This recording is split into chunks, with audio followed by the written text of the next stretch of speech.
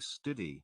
In an organized crime drug enforcement task force operation investigation entitled Operation Face Off to a term of life imprisonment, 10 years of supervised release, and a $5 million fine. A restitution hearing will be held at a later date. A federal grand jury returned a superseding criminal indictment on January 15, 2009. After a 21-day trial, a jury convicted Shealey of all 8 charges on March 24, 2009. The investigation centered around Shealey's leadership of a violent Raleigh-Durham-based drug organization known as the Face Mob family, which was responsible for the multi-kilogram distribution of heroin, cocaine, and cocaine base. Drug Enforcement Administration agents utilized a Title III wiretap in the investigation. During the Title III investigation, agents intercepted coded conversations indicating Shealey and a drug source in Atlanta, Georgia, arranged for the delivery of a large sum of U.S. currency in exchange for a kilogram of heroin. Law enforcement agents arrested Shealey's courier and seized $66,950. Drug Enforcement Administration, Federal Bureau of Investigation, and local law enforcement agents executed multiple search warrants during the investigation and seized a total $144,920, over a kilogram of heroin, 11 firearms, and high-end vehicles. At trial, evidence was presented that Shealey was responsible for the possession and sale of over 8,678 grams of cocaine base, 27,000 grams of cocaine, 36.2 kilograms of marijuana, and 17,918 grams of heroin. I would like to commend all local, state, and federal agencies involved in the taking down of this violent organization. We will continue to work together to seek out and eliminate organizations such as this one, making our communities in the Eastern District safe. We are pleased with the sentence imposed today. SAC Rodney G. Benson of the DEA Atlanta Field Division commented, "The government has successfully dismantled a violent and notorious drug trafficking organization.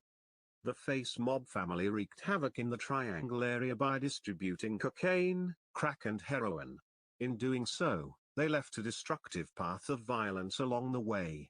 This defendant is deserving of this lengthy sentence. Through the concerted efforts of our federal, state and local law enforcement counterparts, we were able to successfully investigate, prosecute and remove this violent criminal from the street." Janine A. Hammett, Special Agent in charge of the Charlotte Office of the Internal Revenue Service Criminal Investigations Division, said, "This case is proof of the great work that is accomplished when local, state and federal agencies work together. This violent drug organization will no longer terrorize the communities of Raleigh and Durham." 9 co-defendants, Salahuddin Abdullah, Khalid Abdullah, Jamal Watson, Tyrone Lawrence, Timothy Hargrove, Gilbert Sherwood, Lakita Smith, Samara Scott, and Sean Brown will be sentenced at a later date to be determined by the court. We've been able to dismantle this violent drug trafficking organization thanks to strong teamwork by local, state and federal law enforcement. Our SBI agents will keep up their good investigative work to shut down drug rings that threaten the safety of the people of our state, stated North Carolina Attorney General Roy Cooper. "Everyone who worked on the investigation of this case and the successful prosecutions of the charged suspects is to be commended," said Raleigh Chief of Police Harry P. Dolan.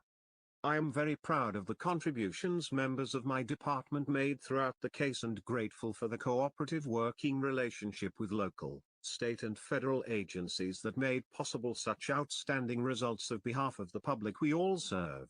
Investigation of the case was conducted by the Drug Enforcement Administration, the Federal Bureau of Investigation, the Internal Revenue Service Criminal Investigations Division, the North Carolina State Bureau of Investigation, the Raleigh Police Department, and the Durham Police Department.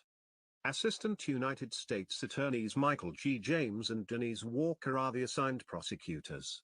Here is a letter written by Facediddy asking former President Barack Obama for clemency on July 14, 2009 I was sentenced to a natural life sentence by Judge James C. Fox for a non-violent drug offense. I hereby sentence you to the duration of your natural life. Those were the words that were echoing in my ears as I sat confused of why this man had took my life at 29 years of age as if I was a murderer. I'm not saying to you that I did not sell drugs, because I didn't do accept responsibility for my actions, and I tried to accept responsibility through the courts by accepting the government's plea offer, but because of the ineffective assistance of counsel I received from my attorney Robert Nunley, I was forced to have a jury trial that I did not want. All 8 of my co-defendants received under 15 years, and they were as equally responsible for the acts in question. I was punished severely for exercising my Sixth Amendment right to a jury trial. A natural life sentence in my case is misplaced and is cruel and unusual punishment, but in America's justice system it is all too common for non-violent drug offenses. America's justice system claims to be blind and that justice is equal for all. This is just not the case. I have learned during my incarceration that justice is only partially blind, and it sees what it wants to see and